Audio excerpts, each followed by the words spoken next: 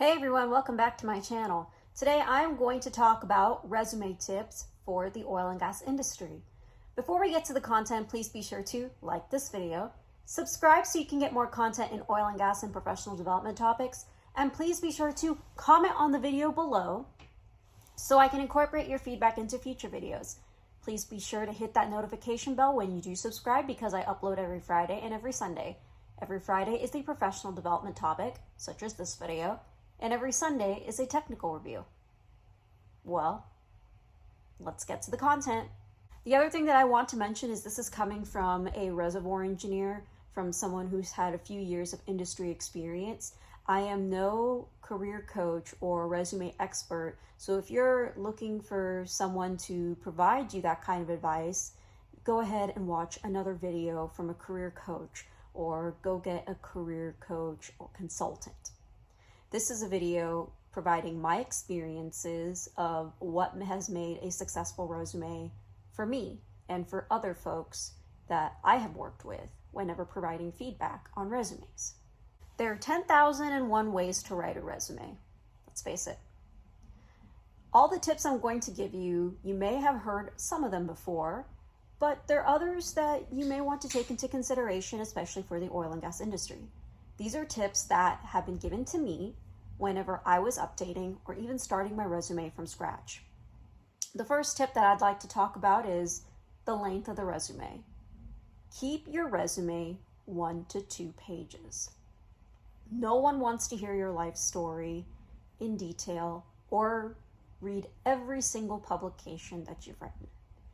Keeping your resume 1 to 2 pages and highlighting the key points of your accomplishments and the value that you've provided to the organizations that you've been a part of are really essential for hiring managers and recruiters who are looking for the right candidate.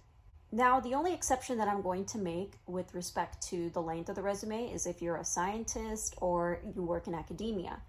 If you want to pursue academia or if you want to pursue science research as a career, you can make your resume as long as possible. At least that's what I've been told. So having an 8-page resume isn't abnormal per se, but keeping your resume 1 to 2 pages for every other career that you're looking for within the oil and gas industry is pretty critical. The next tip I'm going to talk about is how you write your resume. When you're writing a resume, you cannot just list all the tasks that you have done. Just because you wrote production and reservoir engineer doesn't necessarily mean you have to write every single function. You need to write what impacts you have made to the company and what accomplishments you have done with the company. You can artistically write this by writing the skills that you have exhibited, but also showing how those skills have made an impact to the company. An example would be like you did some RTA for a number of wells and that has influenced business decisions. You wouldn't write it in that way, but you can say, conducted RTA analysis for 400 wells in the Delaware Basin and proven a value of $30 billion for future development assets. $1 billion, I understand. There's most of the companies out there don't even have that market cap. But you get the point. By writing your technical skills along with your impacts that you have made to the company will make your resume a lot more effective. The next tip I'm going to suggest is more related to going to hiring events, networking events, career fairs, meeting recruiters face to face, but it's the type of paper that you use your resume. Most of the time you're going to be applying online, so this might not be pertinent to you, but I strongly suggest that if you are looking for a job, then you need to go to these in-person events, if possible. I understand that at this time with the Delta variant, some of the places that are out there are on lockdown, but if you can, I would highly recommend you to do so when you get the opportunity. That being said, it's the type of paper that you use to print your resume on. Instead of using regular printer paper, to stand out, you need something a little bit thicker. You can use something that's close to cardstock, and going to Kinko's, for instance, would be a good opportunity for you to try out that thicker paper, that nicer paper that you can print your resume on. That way, whenever someone is trying to sift through the resumes, yours stands out, looks a little bit more professional. And along with the paper, I would also suggest to use neutral colors when you print your paper. I don't know about you, but printing your paper on something that's hot pink or yellow, you can use your common sense. You know what I mean. Using some very light tones and neutral colors to print your paper, to print your resume on, will be very helpful and will also help you stand out. Not many people think about it, but it's a subtle tip that I would give for your resume. The next tip I'm going to give is more related to those who don't have an American name. My name is Yogashri. The first assumption that comes out whenever I write my name on top of my resume is this person a United States citizen? If you have an unusual name and you are a United States citizen or a permanent resident, make sure you put that on the first line of your resume. And even if you have an American name, for instance, putting the fact that you're a US citizen is still very important. That way, companies can take into account whether if they need to sponsor you or not. I strongly suggest you put your status and in capital letters along with your name on top of your resume. That way, you can clear the air and not have any unconscious bias set on your profile. The next suggestion that I would make regarding your resume is the skills. When you write your skills, it's very easy to dump a bunch of technical skills and software programs that you've done in the past. But I would strongly suggest you put the most experienced skill or the most recent skill that you used first. I'm not saying put Microsoft Suite on there first.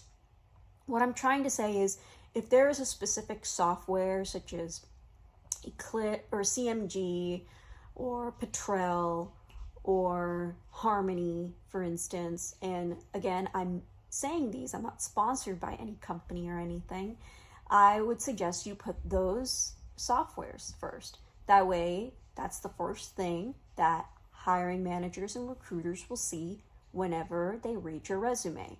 And when they look at those software programs and those pertinent skills that you've put on your resume, they can definitely keep that in mind, and chances are you're going to have that highlighted and you're going to be asked about that should you be given an interview.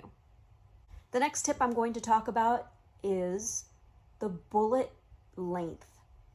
When you're bulleting your resume, and if you bullet your resume, it's easy to write your life story on that particular bullet, and it can be hard to be concise. What I would suggest is limit your bullet from 1 to 2 lines. That way it's easy to read, and if you have 1 line, it's technically better.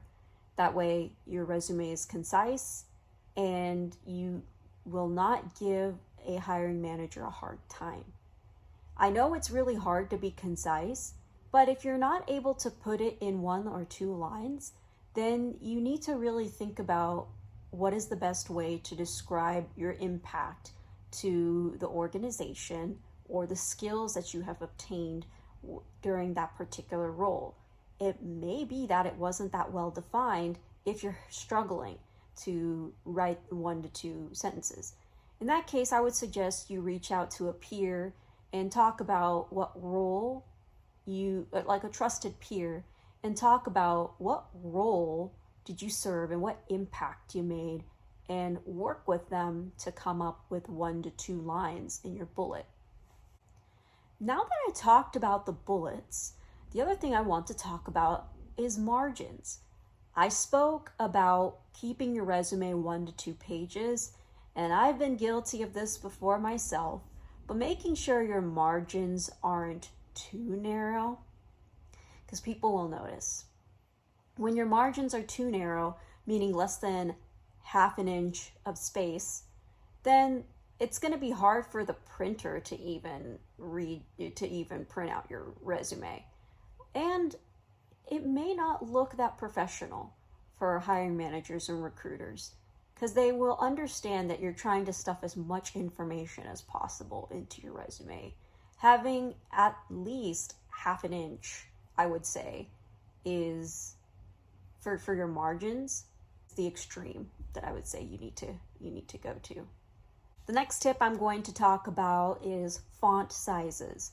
No less than 10, especially for bulleting. The little bit larger the font, the better, but you also don't want to take up so much space to where it's pretty clear that you don't have much experience. Having a 10-point font is what I would suggest as the smallest you would go whenever describing your experiences, bulleting, and describing the details of your resume. For the titles, for the headers of the sections, I would suggest a little bit bigger font. That way it's much easier to read your resume than having a very complicated document. You want your resume to be readable, you want your resume to be engaging, and you also want your resume to tell a story about you. The next tip I would talk about in terms of a resume is the updating. It's easy to update your resume whenever you're looking for work, but if the last time you were looking for work was several years ago, then it could be a little bit tough to update your resume. I would strongly suggest to keep your resume up to date every 6 months, whether if you're looking for a job or not. Keeping your resume up to date for 6 months reduces that workload that you need whenever you are looking for work, or if you're nominated for an award or something, then you can easily update your resume, or you don't need to update your resume at all because you already did so a few months ago. So keeping your resume up to date and being consistent about it in shorter intervals than and as an as-needed basis is another suggestion that I would make. The next tip I will talk about is providing numbers. Along with your impact statement, providing numbers such as how much money you saved will allow your resume to be more engaging for hiring managers and recruiters. When you provide these numbers, you're giving them something to grasp on. Providing numbers is a great way to give the hiring managers and recruiters some context to what extent was your impact to the organizations that you were involved with. So I would strongly suggest writing your impact statements along with numbers is something you should take into consideration. The last tip I'm going to give, and this is nothing new, is catering to the job description. Catering to the job description means that looking at the word choice that the job has used and using those words in your resume, and especially in your most recent experience. If it is possible, please be sure to use some of the words in some of the sentences or phrases that the job description has into your resume. That way, you are more likely to be seen as a fit by a recruiter or hiring manager. Usually people like attracts like in this instance. So whenever you're writing your resume or modifying your resume to fit the job description, you can utilize those words and phrases, especially asset names. When companies are looking for specific asset names or asset experiences in a candidate, making sure you write that asset name is something that I would definitely take into consideration. But I would caveat that with if you have worked in that particular asset. Let me give you a story. In all my years of experience, I have worked in the Permian Basin, but up until a few years ago, not once did I put Permian Basin in my resume. That is a mistake that I suggest that you all do not make. Now I have Permian Basin all over my resume because that is the type of experience that I have. And that's a wrap, everyone. These are all the tips for your resume that I would suggest to take into consideration. Again, I am not a career coach, so if you want to work for a professional, please be sure to reach out to that particular professional or career coach to refine your resume a little bit more. Personally, I have not worked with one, and my philosophy is that you don't need to work with one. as long as you do not make any egregious mistakes on your resume or if you've never written a resume before. So if you want those extra set of eyes, then feel free to reach out to a professional. Once again, please be sure to like this video, subscribe so you can get more content in oil and gas and professional development topics, and please be sure to comment on the video below so I can incorporate your feedback into future videos. Please be sure to hit that notification bell when you do subscribe because I upload every Friday and every Sunday. Thanks so much for taking the time to listen to this video, and I will see you in the next one.